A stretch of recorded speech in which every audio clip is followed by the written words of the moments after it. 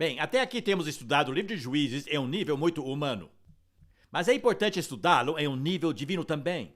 Deus está muito proeminente no livro de Juízes, embora eles estejam nesse ciclo, nesse espiral descendente. Na verdade, diz que foi Deus quem não expulsou todos os povos de diante deles.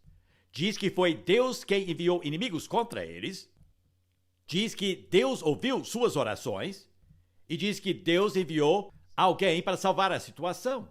Portanto, Deus estava envolvido com eles. A sua paciência não é impressionante? Embora sempre estivessem entrando neste ciclo, Deus permanecia com seu povo. E foi Ele, de certa forma, que fazia tudo que acontecia. Ele está muito, muito envolvido com seu povo. E precisamos nos lembrar que o Deus da Bíblia tanto nos liberta do mal, como nos libera para o mal. Por isso que nós oramos no Pai Nosso todos os dias. Não nos deixe cair em tentação. Às vezes Deus trata com seu povo permitindo que o mal venha. Assim como Ele nos liberta do mal. Não nos deixe cair em tentação, mas livra-nos do mal. É uma oração válida para um Deus que faz as duas coisas. O poder do Espírito Santo não só cura os enfermos, mas traz doenças também. Restaura a vista aos cegos, mas pode cegar aqueles que enxergam, como foi o caso do governador de Chipre em Atos. O poder de Deus ressuscita os mortos, mas também mata como matou Ananias e Safira. Precisamos nos lembrar que Deus é um Deus que nos libera para o mal, assim como liberta. Uma forma da igreja disciplinar um de seus membros é entregá-lo a Satanás, assim como ela resgata pessoas de Satanás, porque sempre há dois lados ao caminharmos com Deus. E Deus trouxe os amonitas. Na verdade, em Amós capítulo 9, diz que o Senhor trouxe os filisteus de Creta na mesma época em que Ele libertou os judeus do Egito. E os trouxe para a mesma terra. E os filisteus foram escolhidos por Deus para castigá-los quando desobedeciam. Portanto, Deus trouxe os filisteus de Creta para a mesma terra quando libertou os judeus do Egito. E Deus usou os filisteus mais do que qualquer outro povo que os cercavam, para castigá-los quando eles erravam. Por isso eles aparecem tantas vezes na Bíblia. Muito bem, ainda estamos falando dos ciclos, precisamos estudar a linha. E vale a pena estudarmos isso. Em primeiro lugar, membros da segunda geração. E é uma lição válida para as igrejas. Membros de uma segunda geração normalmente são mais fracos que os da primeira geração. Os pais passam por uma conversão genuína e os filhos crescem dentro da igreja, mas não têm a mesma qualidade. Estão entendendo? Todas as igrejas têm esse problema, com membros da segunda geração e depois da terceira e quarta geração, e assim por diante, descendentes de crentes. E diz que uma geração inteira surgiu que não conhecia o Senhor nem aquilo que Ele fez para Israel. Este é um dos problemas em Juízes, membros da segunda geração. E por isso eles faziam o que era certo aos seus próprios olhos e não aos olhos do Senhor. Se tornaram uma geração sem lei. Não se lembravam do Senhor e, portanto, não se lembravam de sua libertação. E não eram gratos por sua salvação. A segunda coisa são líderes de segunda geração. Não havia problemas enquanto o líder estivesse vivo. Quando Sansão morreu, quando Gideão morreu, havia um vácuo de liderança e se enrascavam novamente. Agora, as outras nações tinham dinastias. Portanto, havia continuidade de liderança. Havia linhas de realeza. Não era o caso de Israel. Não havia rei naqueles dias. E este é um tema que percorre todo o livro de Juízes. Quando Gideão os libertou dos midianitas, sabe o que eles disseram a Gideão? Gideão, queremos que você seja o nosso rei. E queremos que seu rei seja o rei depois de você. Em outras palavras, queremos que você comece uma dinastia, para que haja uma continuidade na liderança. Mas Gideão era um homem muito sábio e disse, vocês já têm um rei. O Senhor é seu rei. O seu problema é que vocês não estão olhando para o Senhor como o seu rei. E ele recusou o trono. E depois veio Abimeleque. Esqueci de falar sobre ele, mas Abimeleque queria ser rei. E ele tentou ser rei e matou todos seus irmãos, para tentar ficar com o trono, e um deles escapou, porém. E a história teve um final muito infeliz quando Abimeleque estava cercando uma cidade e uma mulher deixou cair uma pedra sobre ele. E ele quase morreu por causa disso, mas infelizmente não morreu e pediu que alguém o atravessasse com sua espada, para que não fosse lembrado como alguém que morreu às mãos de uma mulher. Mas Abimeleque fez tudo para ser rei de Israel. Então há esse refrão: não havia rei Israel, não havia rei Israel. Mas havia sim um rei, porém era invisível e morava no céu. Mas como eram membros de segunda geração, queriam um rei que fosse visível. Portanto, aqui encerramos o livro de Juízes, e Deus iria providenciar um rei. E o pequeno livro de Ruth nos diz de onde este rei viria. Portanto, estão vendo como esse tema de não haver rei se encerra com o livro de Ruth. Eles pertencem um ao outro. Portanto, vamos olhar o livro de Ruth. Estamos vendo um cenário muito diferente agora. A época é a mesma, mas o contraste não poderia ser maior, com todos aqueles acontecimentos horríveis, mais ao norte, desde Dan até Benjamim. Mas aqui no sul, estamos num ambiente bem diferente. Aqui está Belém, é uma fotografia bonita de Belém. Aqui você pode ver uma plantação de trigo bem típica naquela área. E é quase como ler um dos romances de Hardy Wessex. O livro de Ruth, não é mesmo? Ele contém romance e contém... É como se fosse escrito por Barbara Cartland ou Catherine Cookson. É uma daquelas histórias que a gente lê em revistas femininas. É uma história muito linda. É uma lufada de ar fresco quando lemos o livro de Ruth depois de ler Juízes, com assassinatos, estupros e tudo mais. Ao ler o livro de Ruth, nós entramos num ambiente completamente diferente. Mas lembre-se que são menos de 4 quilômetros da tribo de Benjamim até Belém. Só nos deslocamos alguns quilômetros. Mas são dois mundos diferentes. A diferença é tão enorme, sabem? Esse quadro aqui. Agora, o contraste com o livro de Juízes é muito grande. Em primeiro lugar, há muito menos personagens no livro de Ruth. Basicamente, uma só família. Muito menos lugares e um espaço muito mais curto de tempo. Mas o livro de Ruth é a resposta ao livro de Juízes. Então vamos olhar o livro de Ruth e vamos ver um tipo de esboço desse livro. Bom, são 4 capítulos e é muito fácil dividir este livro. Os primeiros 2 capítulos são sobre 2 mulheres inseparáveis e os últimos 2 são sobre 2 homens influentes. E temos uma sogra, uma nora, um parente resgatador e um futuro rei. 2 mulheres e 2 homens. São os personagens deste drama. Então, vamos dar uma passadinha rápida pela história para entrarmos no clima. Capítulo número 1, a perda da sogra. Havia essa mãe chamada Noemi. E houve fome na terra. Na Judéia. Estava faltando comida. Deveriam ter aprendido da história. Toda vez que o povo de Deus vai a outros lugares procurando comida, há problemas. Aconteceu com Abraão quando ele foi ao Egito. Aconteceu com Isaac, ele fez a mesma coisa. Aconteceu com Jacó e seus filhos. Cada vez que desciam ao Egito para acharem comida, arranjavam problemas. E Noemi e seu marido disseram: vamos até Moabe. Vamos atravessar o Jordão. Vamos atravessar o Jordão e vamos até Moabe. As colinas do lado de lá, do Mar Morto, ouvimos dizer que há comida lá. E foi um erro fatal. Foram lá com seus 2 filhos. E os 2 filhos casaram-se com mulheres moabitas. Portanto, casaram fora do povo de Deus. E as coisas foram de mal a pior. O marido de Noemi faleceu. E os 2 filhos de Noemi morreram. Deixando para trás 3 viúvas. Sozinhas. E o destino de uma viúva naqueles dias não era muito bom. Não havia pensão para viúvas, não havia aposentadoria, não havia nada assim.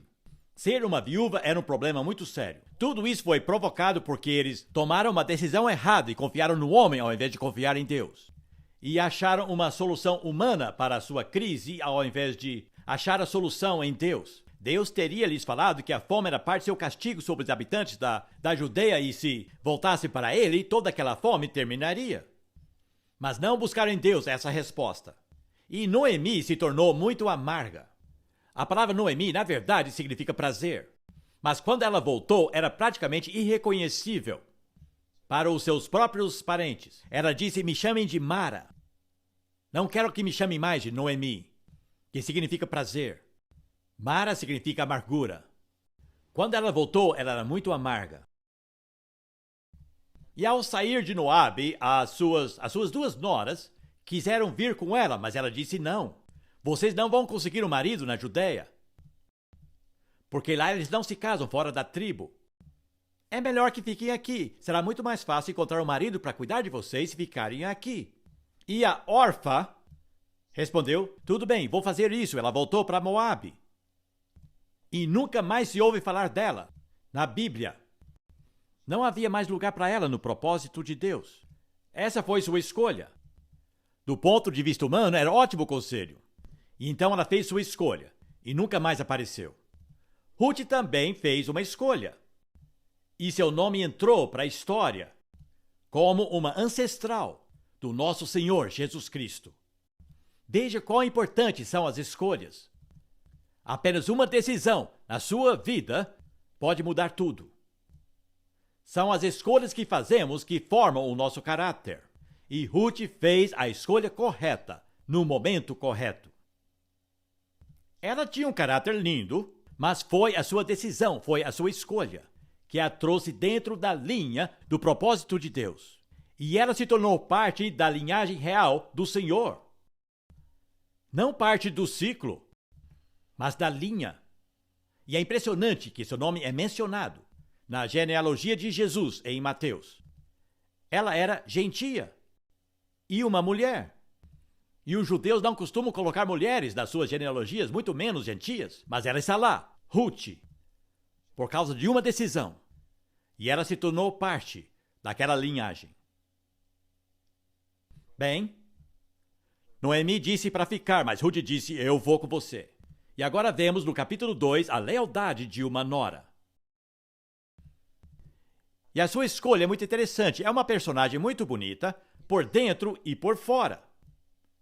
É interessante que os patriarcas sabiam apreciar uma mulher bonita. Vejam o que diz em 1 Pedro 3 sobre Abraão e Sara e Rebeca. Gostavam que suas mulheres fossem bonitas por fora e bonitas por dentro também. As duas coisas. E, na verdade, Pedro... Bom, estou me perdendo um pouco agora, mas achei que as irmãs gostariam de saber da receita de Pedro para a beleza no interior e no exterior também. É tudo uma questão de caráter. Pedro aconselha as mulheres cristãs que sejam mais simpáticas na convivência e mais atraentes ao olhar. E ele disse: é dessa forma que vocês vão converter os seus maridos. Então há muito bom conselho, mas ele diz: assim eram as mulheres dos patriarcas, e a Ruth também era bonita, tanto por dentro quanto por fora. A mulher mais bonita que eu já conheci tinha 84 anos de idade, tinha tantas linhas no seu rosto que parecia uma rede telefônica. E eu disse: Miss Harris, alguém já lhe falou que você tem um rosto muito, muito lindo? E ela aceitou isso de forma graciosa e me disse: você não é a primeira pessoa que me fala isso. E depois ela falou outra coisa. Ela me disse: quando eu era jovem, eu era tão feia, mas tão feia, que eu nunca tive um namorado. Eu nunca pude me casar, nunca ninguém me convidou para o baile ou para sair ou coisa assim. Mas aos 27 anos de idade eu me apaixonei por Jesus. E daí seu olho brilhou e ela disse para mim: a gente fica parecido com a pessoa que ama, não é verdade? E ela era muito linda. Uma mulher maravilhosa, com beleza exalando de seu interior. Bom, a Ruth tinha um caráter muito lindo, ela era muito humilde, mas ao mesmo tempo uma ousadia que os homens acham atraente. E ela era extremamente leal, ela tinha um espírito de serva, mas ao mesmo tempo ela não era passiva e nem era uma pessoa servil, ela tinha uma combinação muito boa. Mas tudo começou com a escolha correta. Não apenas escolheu ficar com Noemi, ela escolheu o povo de Noemi e escolheu o Deus de Noemi. Ela diz isso, ela não estava apenas seguindo Noemi. Ela disse: considerei tudo.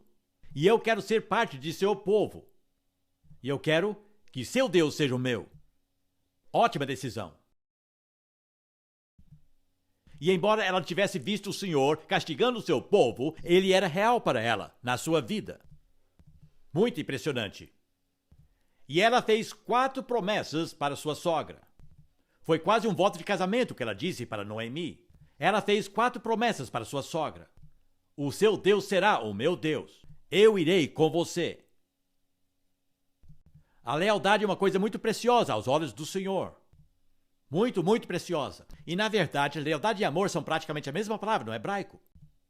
E para Deus, amor que não é leal não é amor. Amor de aliança. É totalmente comprometido na saúde e na doença, na riqueza e na pobreza. Não existe amor verdadeiro sem lealdade. É muito importante entender isso. E Deus valoriza muito a lealdade. Diz que Ruth achou favor aos olhos do Senhor. Favor é a raiz da palavra favorito. Ela se tornou uma das favoritas do Senhor.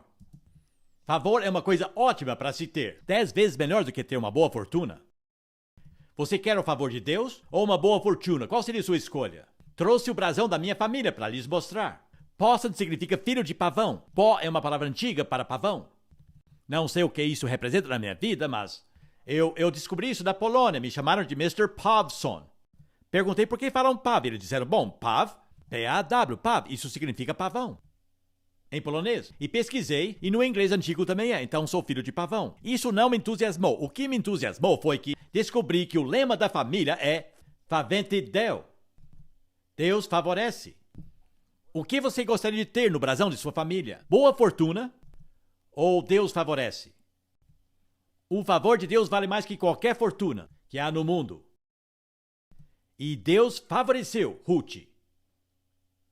Ela se tornou uma favorita de Deus por causa de sua lealdade, por causa de suas escolhas corretas. E por isso a cidade inteira de Belém falava sobre ela.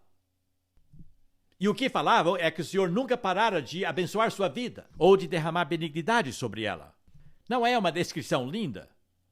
O Senhor jamais cessou de mostrar sua benignidade a essa moça. Então todos falavam sobre ela.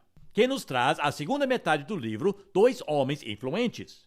Agora preciso explicar um pouco da lei dos hebreus aqui. Boaz era um homem muito influente ali e também um homem bem generoso e recompensou Ruth pela sua lealdade. Ele disse aos ceifeiros do campo, agora deixem bastante. Ele disse àqueles homens, deixem bastante trigo para ela colher, para aquela mulher moabita. Ele foi muito gentil.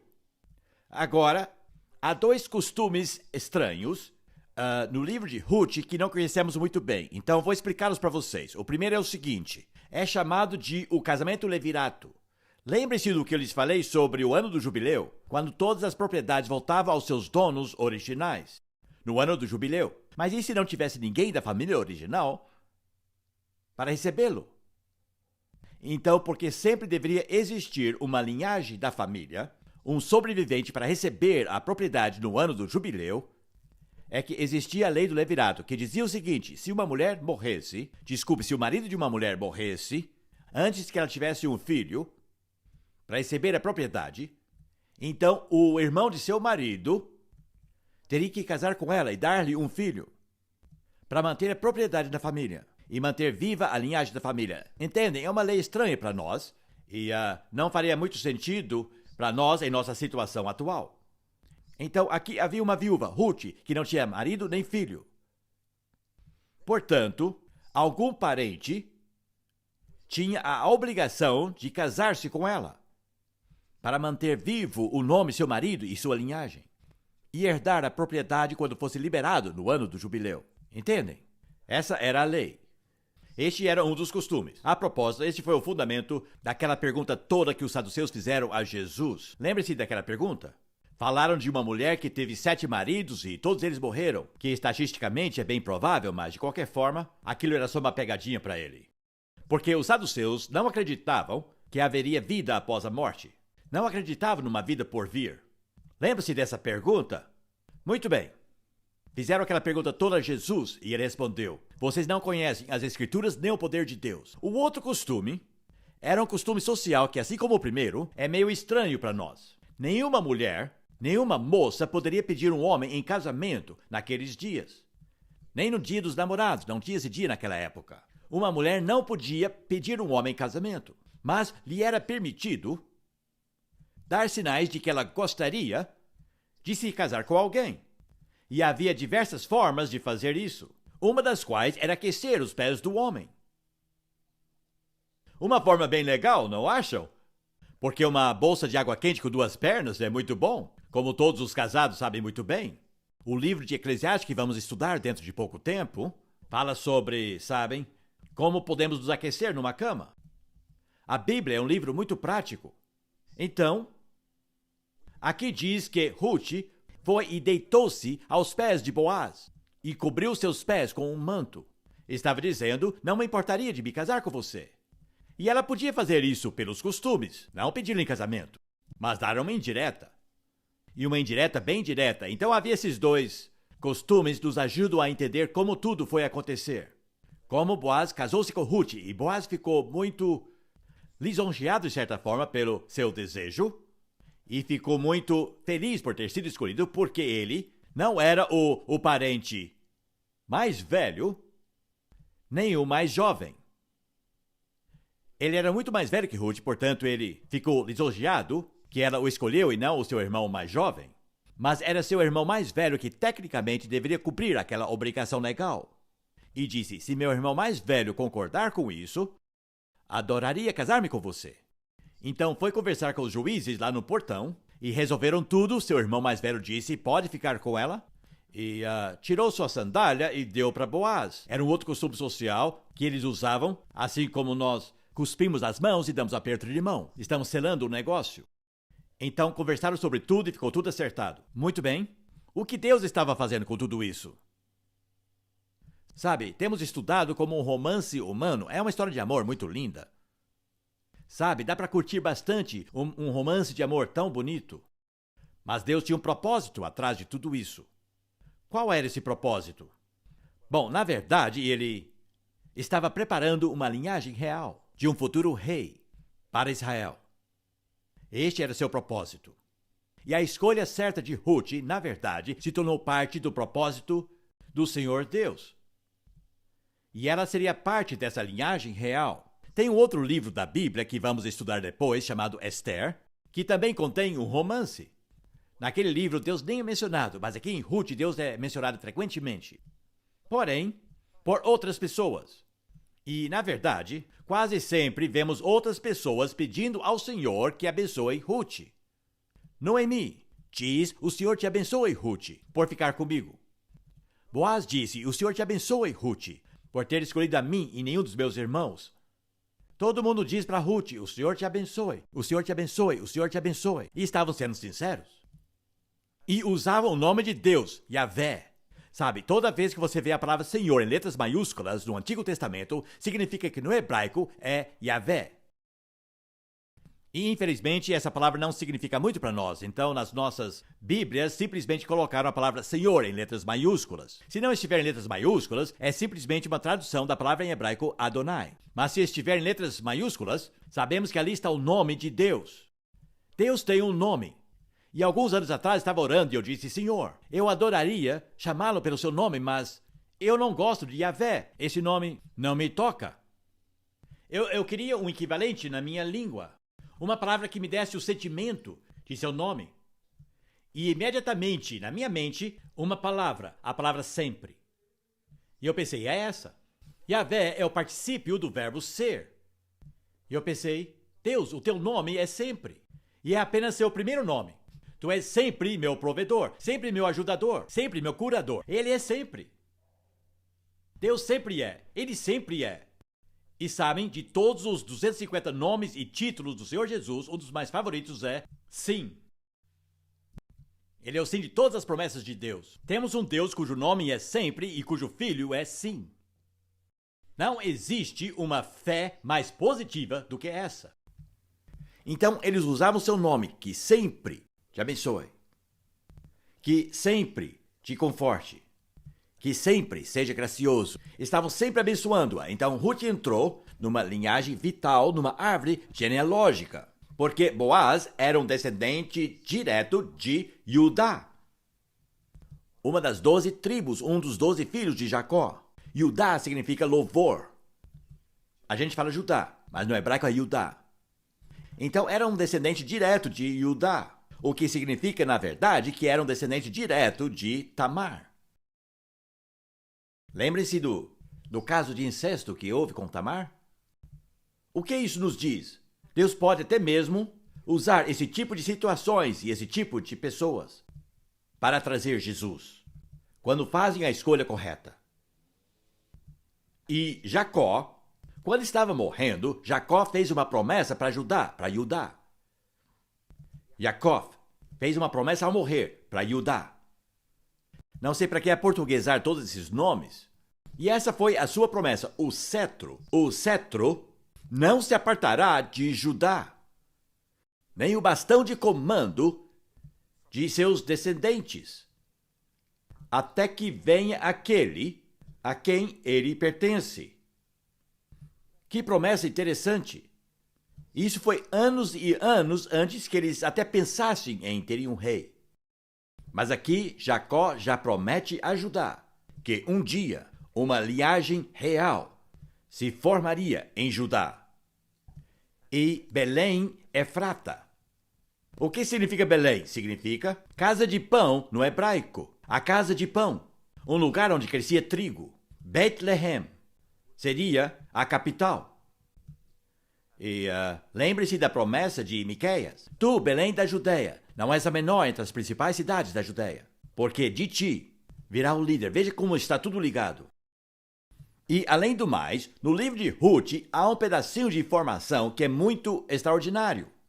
Quando Judá entrou na Terra Prometida, eles conquistaram e tomaram posse de uma cidade chamada Jerusalém. Fica bem ali na divisa entre Benjamim e Judá. Judá chegou a conquistar Jerusalém e a deu a Benjamim, que a perdeu. Isso está no livro de Ruth. Há algo acontecendo aqui. Há uma linhagem real de onde virá Davi, aqui de Belém, e também a cidade de Jerusalém começa a entrar em evidência. Uma cidade que Davi conquistaria e a tornaria sua capital. E ela se tornou a cidade mais fascinante que jamais existiu. Vejam como todas as linhas começam a se ajuntar. Há um propósito que está sendo desenvolvido. Então Judá deveria ter ficado com Jerusalém, mas deram para Benjamim, e Benjamim acabou perdendo a cidade. E tornou-se uma cidade pagã novamente. Uma história trágica. Mas aqui as coisas começam a se ajuntar. A avó de Boaz, quem foi sua avó? Ela também não era judia, seu nome era Raabe, a prostituta de Jericó. Uma árvore genealógica misturada, não é? Tamar, incesto. Raabe, prostituta. E Ruth, moabita. Porém, elas foram as ancestrais de nosso Senhor Jesus Cristo. Que impressionante. Muito bem, alguém me disse no nosso intervalo, você não disse quem escreveu Juízes e nem por quê. Bom, eu lhes disse que Juízes e Ruth eram um só livro, então agora vamos tentar achar uma conexão. Quem escreveu e por quê? Agora, me acompanhe aqui. Assim como na Bíblia inteira, o final de um livro frequentemente revela o seu propósito, e essa frase, não havia rei em Israel naqueles dias, significa que o livro de Juízes e, portanto, o livro de Ruth foi escrito depois que conseguiram um rei. Estão entendendo? Sabe, alguém que diz não havia rei naqueles dias está falando com pessoas que agora têm um rei, certo? Também é bem óbvio, no final do livro de Ruth, quando dá a linhagem real de Davi e menciona Jessé como o pai de Davi, não diz o pai de Davi, o rei. O que é extraordinário, não é mesmo? Aqui há uma menção de Davi, porém ele não é rei ainda. Então, já começamos a ver quando o livro foi escrito, e foi escrito quando Saul era o rei. Conseguem me acompanhar? Esse livro foi escrito quando Saul, o primeiro rei de Israel, estava no trono. Ele foi escolhido pelo povo, e o escolheram porque desde o ombro para cima era mais alto que todo o povo. O escolheram por causa de sua altura, pela sua aparência física, que foi um grande erro. Muito bem, se sabemos quando este livro foi escrito, já podemos determinar quem. Se você ler os discursos do profeta Samuel no primeiro livro de Samuel, a linguagem é idêntica à linguagem de Juízes e de Ruth. Na verdade, Samuel gostava muito de resumir a história exatamente dessa forma. E há um sermão no livro de Samuel que é idêntico, é quase uma versão condensada do livro de Juízes. Então, quem escreveu esse livro? O profeta Samuel. Ele é o autor do livro de Juízes e de Ruth, um só livro. Enquanto Saul era o rei.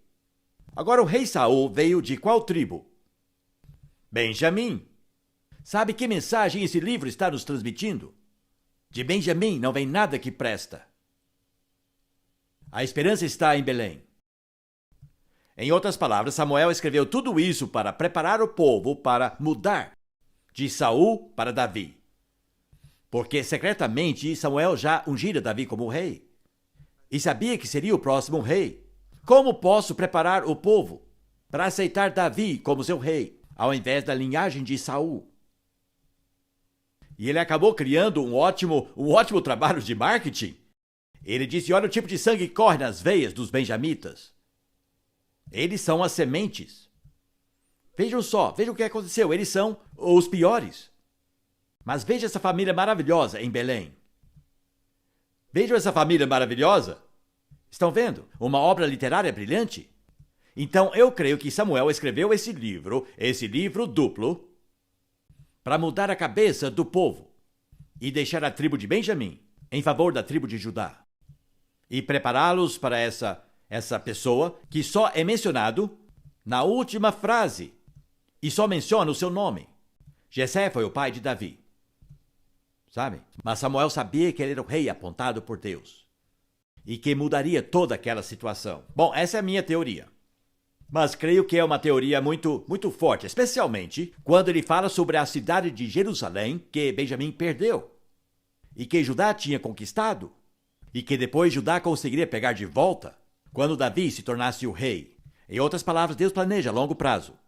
E vemos mais dos planos de Deus no filho de Davi, que nós chamamos de Jesus, de Belém Efrata, nascido em Belém.